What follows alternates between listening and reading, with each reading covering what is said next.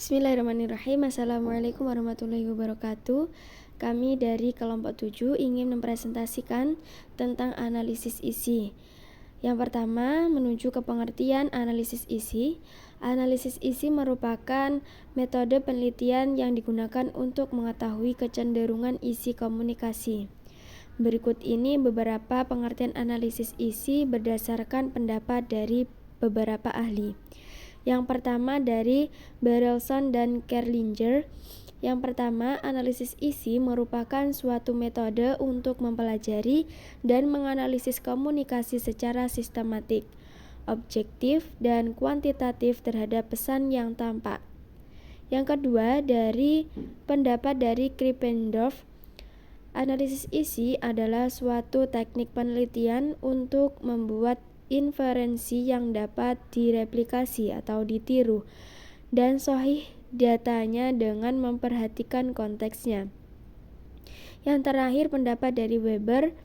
Analisis isi adalah sebuah metode penelitian dengan menggunakan seperangkat prosedur untuk membuat inferensi yang valid dari teks. Jenis-jenis analisis isi.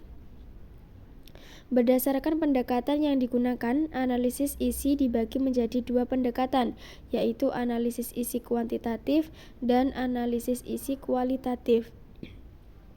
Dalam perspektif metodologi kuantitatif, analisis isi merupakan salah satu pengukuran variabel, sedangkan dalam metodologi kualitatif, analisis isi berdekatan dengan metode analisis data dan metode tafsir teks.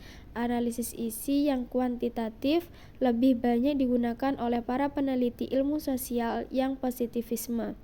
Sedangkan metode analisis isi yang kualitatif lebih banyak digunakan oleh mereka yang anti-positivisme. Metode analisis isi kualitatif.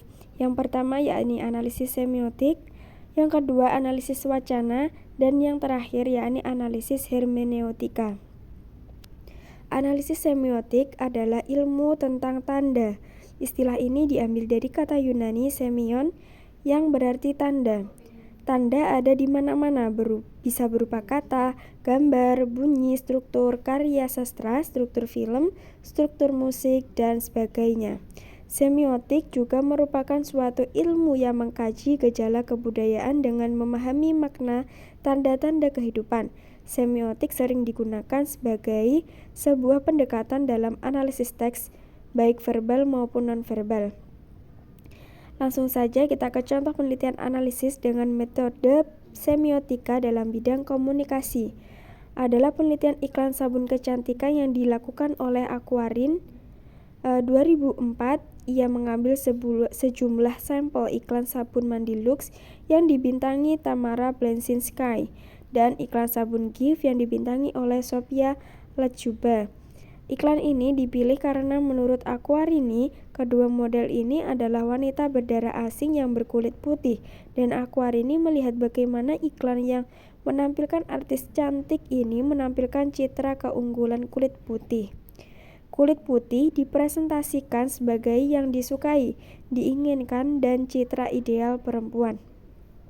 Yang kedua yakni analisis wacana, merupakan suatu cara atau metode untuk mengkaji wacana yang terdapat atau terkandung dalam pesan-pesan komunikasi, baik secara tekstual maupun kontekstual.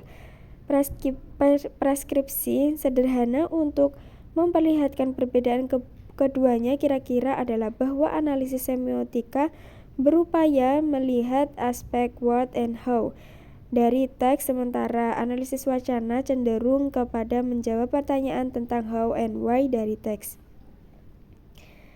Langsung saja contoh analisis wacana terhadap pernyataan mantan Presiden Soeharto mengajak semua pihak untuk menghormati konsensus nasional tentang keberadaan tiga kekuatan politik.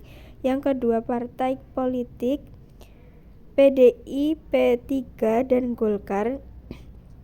Ia menegaskan penolakannya terhadap gagasan pembentukan partai politik baru. Katanya, marilah kita semua menghormati konsensus nasional yang telah kita mufakati dengan susah payah dan memakan waktu panjang. Janganlah konsensus nasional ini dikotak-katik lagi hanya untuk memenuhi ambisi-ambisi pribadi dan golongan. Jika kita belum puas dengan peranan ketiga wadah kekuatan politik yang kita miliki, marilah kita perbaiki wadah dengan yang telah ada, bukan dengan membuat wadah baru yang sama sekali tidak jelas dukungannya dari rakyat. Diambil dari Kompas Online 18 Agustus 1996.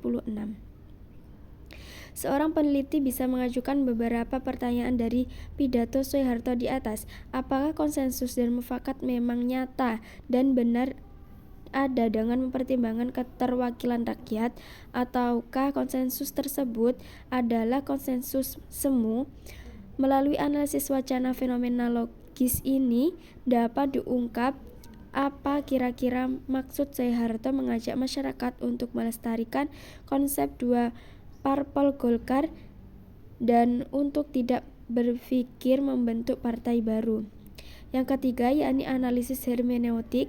Secara umum, hermeneutika didefinisikan sebagai suatu teori atau filsafat tentang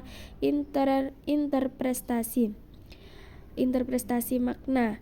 Kata hermeneutika berasal dari kata kerja Yunani hermeneuin yang memiliki arti menafsirkan, menginterpretasikan, atau menerjemahkan.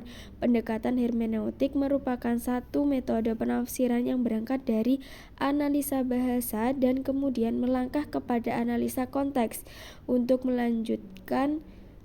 selanjutnya menarik makna yang didapat ke dalam ruang dan waktu saat pemahaman dan penafsiran tersebut dilakukan. Contohnya, yakni hermeneutika Qur'ani antara teks, konteks, dan kontekstualisasi, melacak hermeneutika tafsir Al-Manar dan tafsir Al-Azhar oleh Fakhruddin Faiz. Dalam kajiannya, Faiz menyebutkan bahwa cara tafsir Al-Manar dan tafsir Al-Azhar dalam mengolah teks yang berbentuk kata, kalimat, ataupun ayat dan surat, dan kedua tafsir tersebut secara umum berupaya menggali dan melacak makna yang ada di balik apa yang disimbolkan oleh teks. Kedua tafsir tersebut bercorak hermeneutik, sebab kedua tafsir tersebut dari aspek teks, konteks, dan kontekstualisasi kedua tafsir tersebut amat kental. Walaupun tak dapat diingkari bahwa ketiga aspek tersebut masih jarang dapat berjalan secara bersama-sama. Kelebihan dan kelemahan desain penelitian analisis isi. Yang pertama yakni kelebihan. Yang pertama, lebih hemat waktu, tenaga, dan biaya. Kedua, analisis ini lebih aman dilakukan. Ketiga, analisis isi memungkinkan kita meneliti dalam jangka waktu yang sangat panjang. Yang keempat, analisis isi tidak memiliki efek sosial karena objeknya bersifat pasif. Berikutnya yakni kekurangan desain penelitian analisis isi. Yang pertama, peneliti memiliki keterbatasan kemampuan merekam data pada masalah